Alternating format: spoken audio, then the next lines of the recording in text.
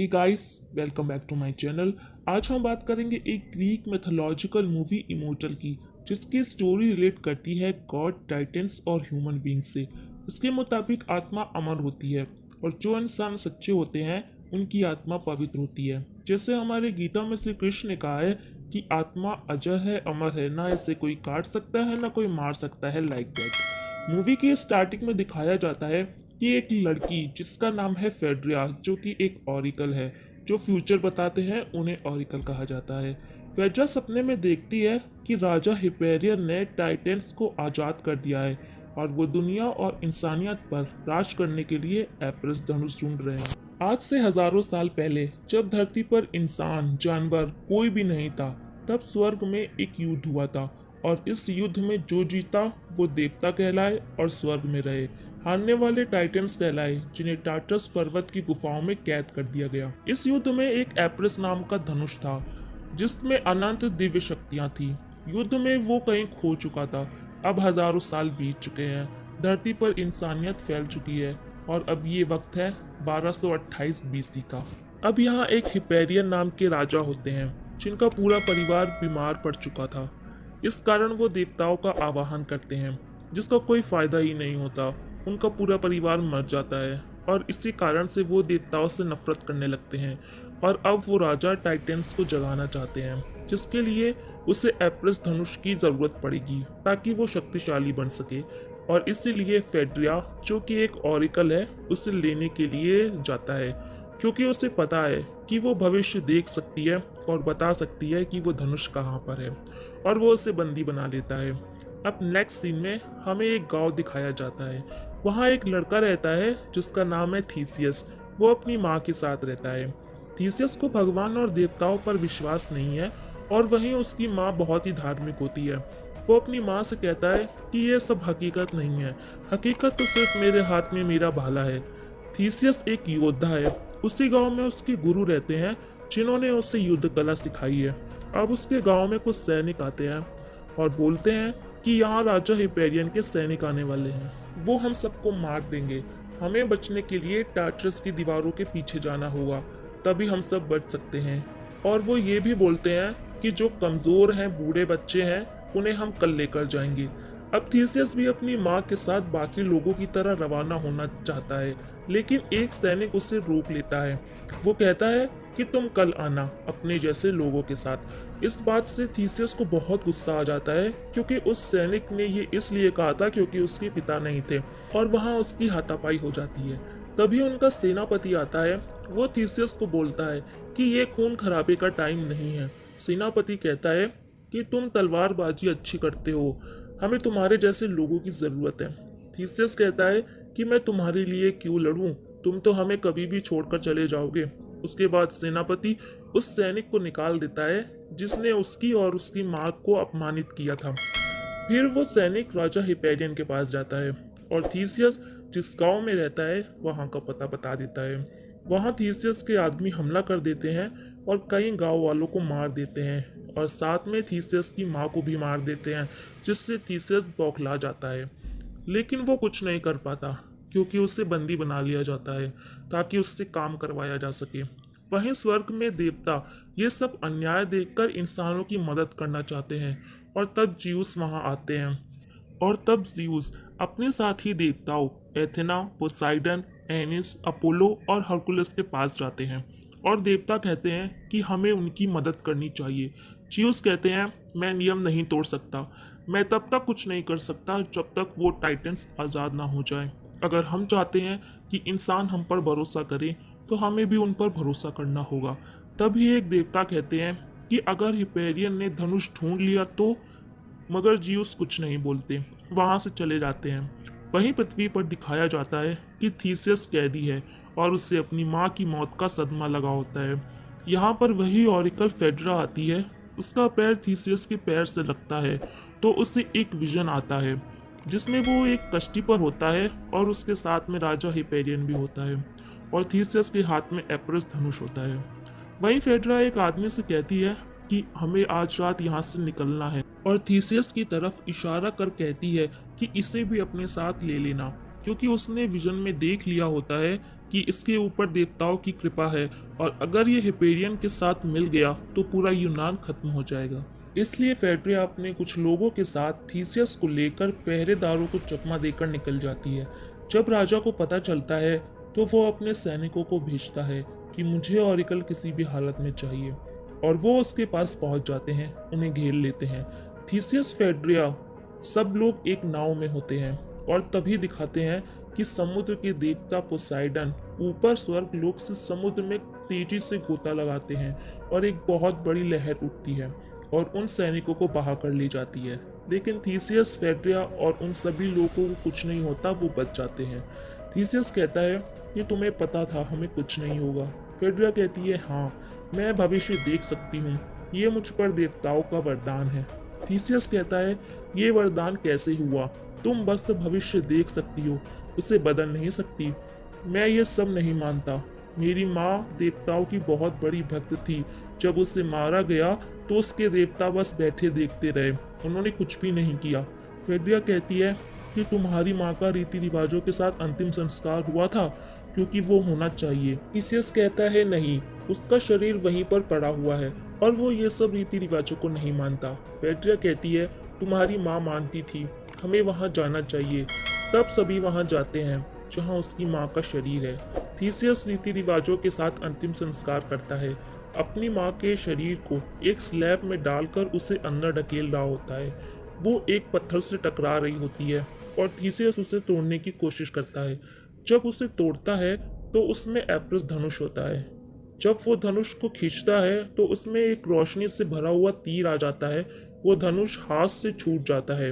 वहाँ एक दानव आता है जिसे हिपेरियन ने सबको मारने के लिए भेजा होता है और दोनों के बीच लड़ाई होती है जिसमें वो दानव मारा जाता है। वहीं दिखाया जाता है कि फेड्रिया और उसके लोगों को बंदी बना लिया जाता है। थीसियस एप्रस धनुष से तीर चलाता है तो वो तीर भी लोगों के बराबर बढ़ जाता है और वो सारे सैनिक मर जाते हैं। थीसियस कहता है कि माँ सही बोलती थी और मैं ये सब देवताओं को नहीं मानता था। तभी फेड्रिया कहती है कि तुम्हारे माँ की मौत बेकार नहीं गई, उसी की वजह से हम यहाँ आए और हमें ये एप्रस धनुष मिला। तुम ही हमारी जीत का कारण बनोगे। अगली सुबह वो सब मठ के लिए निकलते हैं जहाँ पर फेड्रिया की 3 बहनें जिन्हें हिपेरियन ने बंदी बना रखा है। जब ये वहाँ पहुँचते हैं तो हिपेरियन अपनी सेना के साथ टार्टरस की दीवारों के पास पहुँच चुका होता है। वहाँ हिपेरियन नहीं होता, लेकिन फेड्रिया की बहनों की चीखने की आवाज़ आ रही होती है। वहाँ एक बुल होता है, उसकी बहनें उसके अंदर होती हैं। जब वो उस बुल को गिराते हैं तो वो देखते हैं कि फेड्रिया की तीनों बहनें लगभग मर चुकी होती हैं। तभी वहाँ हिपेरियन के लोग आ जाते हैं और थीसियस के हाथ से धनुष छूट जाता है और एक जानवर धनुष उठाकर भाग जाता है। दरअसल वो इस धनुष को हिपेरियन के पास ले जा रहा है जो टार्टरस की दीवारों के पास है। जब सब लोग उन्हें मारने वाले होते हैं तभी स्वर्ग लोक से देवी एथेना और एरिस वहां पर आ जाते हैं। देवी एथेना उन दोनों को घोड़ी देती है और कहती है जब तक टार्टरस की दीवारें ना आ जाए रुकना नहीं, और एनिस सैनिकों को मार देते हैं। तभी वहां जियूस आ जाते हैं और बहुत गुस्सा हो जाते हैं क्योंकि उन्होंने कानून को तोड़ा है और वो एनिस को मार देते हैं और थीसियस को बोलते हैं कि अब कोई देवता तुम्हारी मदद करने के लिए नहीं आएगा, मुझे तुम पर भरोसा है। थीसियस, मुझे सही साबित करो, अपने लोगों की रक्षा करो। और अब ये दोनों टार्टरस की दीवारों के पास चले जाते हैं क्योंकि उन दीवारों के अंदर टाइटन्स है और दीवारों के उस तरफ थीसियस के गांव के लोग, और वो अपने गांव के राज्य के पास पहुंच जाता है और ग्रीक के राजा कैसेंजर को एप्रस धनुष की सच्चाई बताता है और हिपेरियन की भी सच्चाई बताता है। लेकिन राजा कैसेंजर उसकी बातों पर भरोसा नहीं करता। वो कहता है कि ये सब कहानियां किस्सों में होता है। वैसे भी कोई भी राजा जंग नहीं चाहता, वो हिपेरियन के साथ समझौता करना चाहते हैं। और दूसरी तरफ हिपेरियन को पता चलता है कि थीसियस को बचाने देवता स्वर्ग से आए थे। वो अपने दूत को भेजता है और दूत वहां पहुंचकर कहता है कि हमारे राजा हिपेरियन थीसियस से मिलना चाहते हैं। थीसियस हिपेरियन से मिलने जा रहा होता है। फेड्रिया कहती है कि मैंने ये पल अपने विजन में देख लिया था, वो तुम्हें अपना वफादार बनाना चाहता है। थीसियस कहता है कि वो उसका साथ कभी नहीं देगा क्योंकि उसने उसकी माँ को मारा है। अब वो हिपेरियन से मिलने जाता है। चारों तरफ उसके लोग होते हैं, वो हिपेरियन को नहीं मार पाता। हिपेरियन कहता है कि तुम मेरे साथ मिल जाओ, मैं तुम्हें अमर बनाऊंगा। थीसियस बोलता है कि इंसान की कर्म अमर होते हैं, ये शरीर तो पहले से ही लाश है, और वहां से वापस चला जाता है। हिपेरियन बोलता है कि भले ही देवता तुम्हारे साथ हैं, लेकिन कल मैं टाइटेंस को आज़ाद करूंगा और पूरी दुनिया पर मेरी हुकूमत होगी। थीसियस फेड्रिया के पास जाता है और कहता है कि ज़ियुस जो मुझसे चाहते हैं वो मैं कर पाऊंगा कि नहीं। फेड्रिया बोलती है कि तुम्हें अपने आप पर विश्वास करना होगा। ज़ियुस ने बिल्कुल सही इंसान को चुना है, और अगले दिन जंग शुरू हो जाती है। थीसियस और कैसेंडर के सारे लोग दीवार के उस तरफ होते हैं, और इस दीवार को तोड़ना इतना आसान नहीं होता। अब राजा हिपेरियन के पास एप्रस धनुष है, जिससे वो तीर चलाता है और वो दीवार टूट जाती है, जिसे देखकर कैसेंडर के सभी लोग डर जाते हैं और भागना शुरू कर देते हैं। तभी वहाँ थीसियस आ जाता है, कहता है कि इन लोगों ने बड़े बड़े नकाब पहने हैं क्योंकि ये कायर हैं। इन लोगों के अंदर भी खून है, इन्हें भी दर्द होता है, और ये डरपोक हैं, अपने आप को छुपा कर रखते हैं। हम इनका सामना कर सकते हैं। थीसियस की इन बातों से सबके अंदर जोश आ जाता है, और वह सब लोग हिपेरियन के लोगों का सामना करने लगते हैं। हिपेरियन का पूरा ध्यान टाइटन्स को आज़ाद करने में होता है। जब उसके सामने राजा कैसेंडर आते हैं, वो कहते हैं कि हम बात कर सकते हैं, लेकिन हिपेरियन नहीं सुनता और उन्हें मार देता है। उस जगह पहुंच जाता है जहां पर टाइटन्स कैद है। जैसे ही वह तीर चलाकर टाइटन्स को आज़ाद करने वाला होता है, वहां थीसियस और उसका साथी पहुंच जाते हैं। लेकिन इससे पहले कि वो रोक पाते, हिपेरियन तीर चला देता है और एक जोरदार धमाका होता है और सब दूर जाकर गिरते हैं। लेकिन थीसियस का साथी हिपेरियन से धनुष छीनने में कामयाब हो जाता है, लेकिन बहुत देर हो चुकी होती है क्योंकि अब टाइटन्स आज़ाद हो चुके हैं। थीसियस का साथी उससे कहता है कि तुम यहाँ से भाग जाओ, मेरे पास धनुष है, मैं इन्हें रोक लूंगा। वो तीर चलाने लगता है, लेकिन टाइटन्स उसे मार देते हैं, और तभी स्वर्ग से सब देवता धरती पर आ जाते हैं। देवताओं के नियमों के अनुसार वो धरती पर युद्ध करने तभी आ सकते हैं जब टाइटन्स जाग चुके हों, और अब युद्ध शुरू हो जाता है। ज़ियुस एप्रस धनुष को तोड़ देते हैं ताकि भविष्य में कोई उसका इस्तेमाल ना करे। वहीं थीसियस हिपेरियन के पास पहुंच जाता है। हिपेरियन उससे अपने खंजर से जख्मी कर देता है। वहीं दूसरी तरफ टाइटन्स की जीत हो रही होती है, क्योंकि वो बहुत ज़्यादा होते हैं, सब देवताओं को जख्मी कर देते हैं, और अब ज़ियुस टार्टरस की दीवारों को गिरा देते हैं और पर्वत नीचे गिर रहा होता है। उधर थीसियस भी जीत चुका होता है। ज़ियुस एथेना को लेकर स्वर्ग चले जाते हैं। जब पर्वत गिर रहा होता है तो थीसियस उसके नीचे होता है, और ज़ियुस उसे भी स्वर्ग बुला लेते हैं।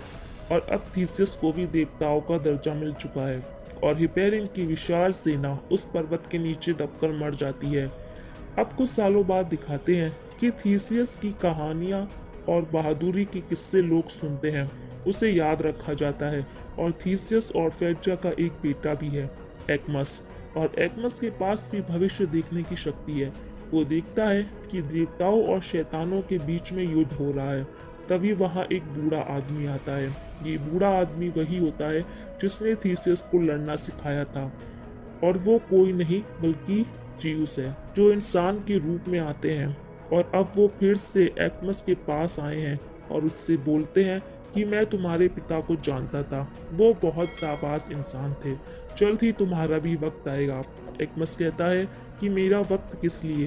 तब वो बोलते हैं कि बुराई के खिलाफ कभी भी जंग खत्म नहीं होती, स्वर्ग में जंग छिड़ने वाली है, वहाँ तुम्हारे पिता भी होंगे तुम्हारे भविष्य के लिए लड़ते हुए। सो गाइस, अगर आपको ये वीडियो पसंद आई हो तो प्लीज़ मेरे चैनल को लाइक और सब्सक्राइब करें।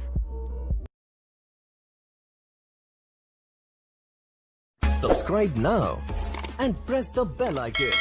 Never miss an update.